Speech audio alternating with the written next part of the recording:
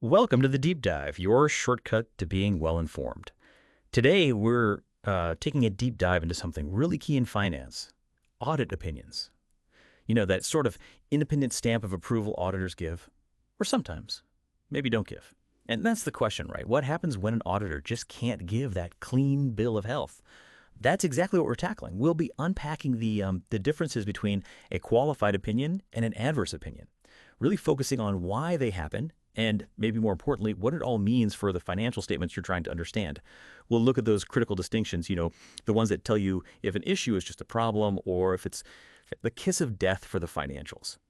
Okay, but before we dive deeper, just a quick reminder. This deep dive is based on material from Farhat lectures. All the content, examples, explanations, it's all derived from the really comprehensive accounting resources over at farhatlectures.com.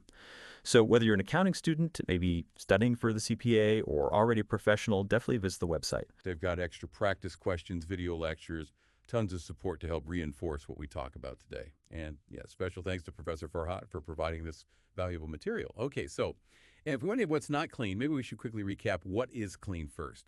What are those conditions for that unmodified or unqualified opinion? What did that gold standard actually mean? Yeah, perfect place to start. So for a clean opinion, four main things have to be in place. Absolutely essential. First, you need all the required financial statements. Everything's got to be there. Second, the auditor needs to have collected, sufficient and appropriate evidence.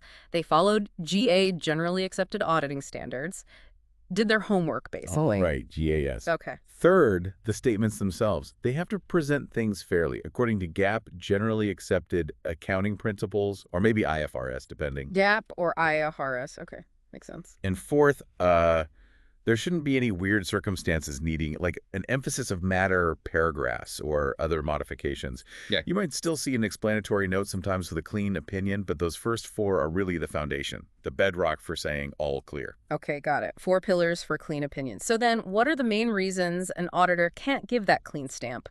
What are the big categories of trouble? Well, generally speaking, there are two primary reasons why an auditor might not issue a clean opinion.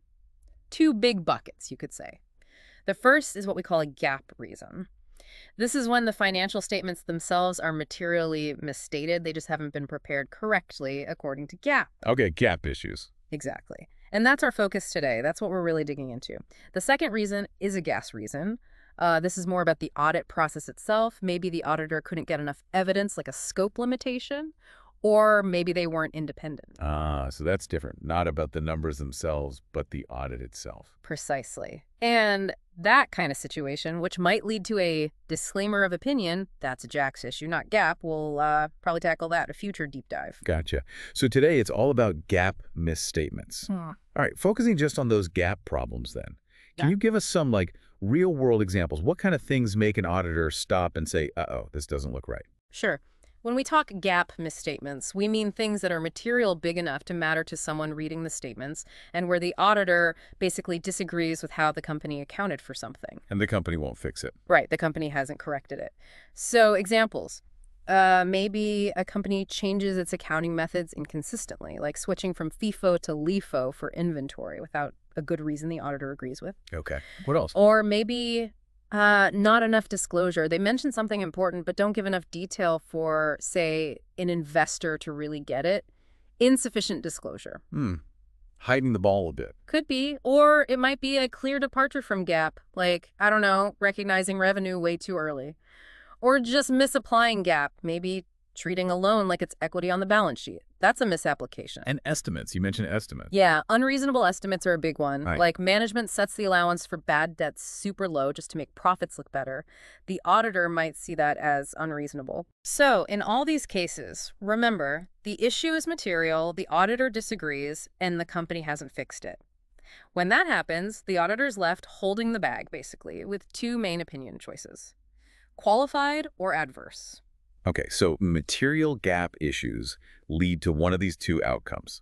Now, for us, trying to understand these reports, what does it mean? How does the auditor pick qualified versus adverse? What's the deciding factor? This is the absolute core of it. It comes down to severity and pervasiveness. Those two words are key. Severity and pervasiveness. Okay, so a qualified opinion.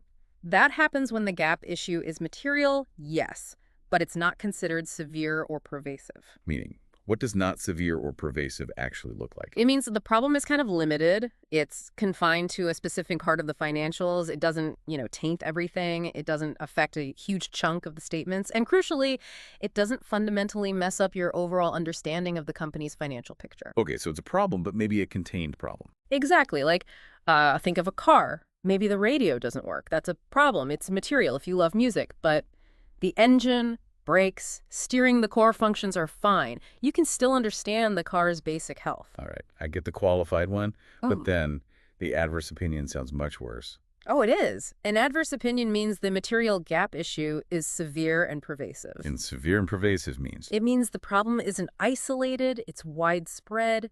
It affects a substantial part of the financial statements. It's not just the radio, maybe the engine and the transmission are shot. It fundamentally distorts the picture. It causes a major misunderstanding for anyone trying to rely on those statements. Wow. Yeah. It's often called the kiss of death for a reason. It's the worst opinion an auditor can give. It basically says, these financial statements as a whole are misleading. Don't rely on them. That sounds like it would have massive consequences. Huge. Stock price tanks, can't raise money, SEC investigations, lawsuits, heads roll. It signals a complete breakdown in financial reporting integrity. It says the numbers just don't present a true or fair view, period. Okay, that's a really clear and frankly stark difference. So severity and pervasiveness drive the choice. How does this actually look in the audit report itself? What words should you, the reader, be looking for? Right. Reading the report is key. Now, for both qualified and adverse opinions, some parts of the report look pretty standard. The intro, the management responsibility part, the auditor's responsibility part, those usually stay the same as in a clean report. So where's the action? The big changes are in the opinion section itself, and there's usually a new paragraph added called something like the basis for opinion section. Okay, tell me about the qualified one first. What does that look like? All right, for a qualified opinion report, the absolute key phrase is in the opinion section. The auditor will say something like, in our opinion, except for the effect of the matter described in the basis for qualified opinion section, the accompanying financial statements present fairly. Except for, that's the flag. That's your immediate signal. Then you look at that new basis for qualified opinion section. That's where the auditor explains why. For example, it might say the company didn't capitalize leases that, well, under GAAP, they really should have. And they'll explain the impact. Yes, and importantly, they'll usually state that they believe this issue, while material, is not pervasive. Its impact is limited.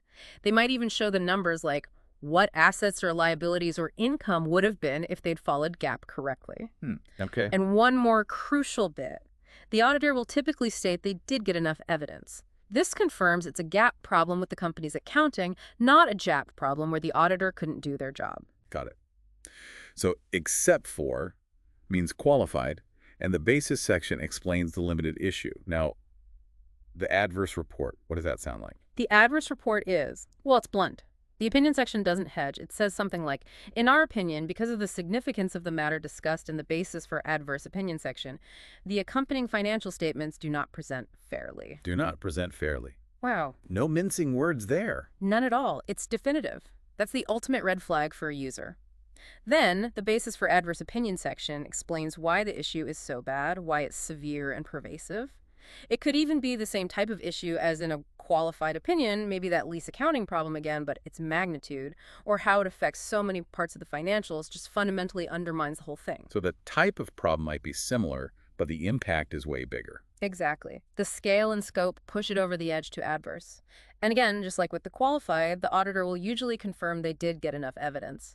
It underscores that the problem lies squarely with the company's financial reporting, not the audit process.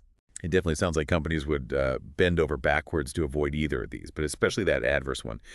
What usually happens behind the scenes, do companies often let these reports actually get issued? Yeah, you're right on track there. In the real world, getting anything other than a clean, unqualified opinion is really damaging.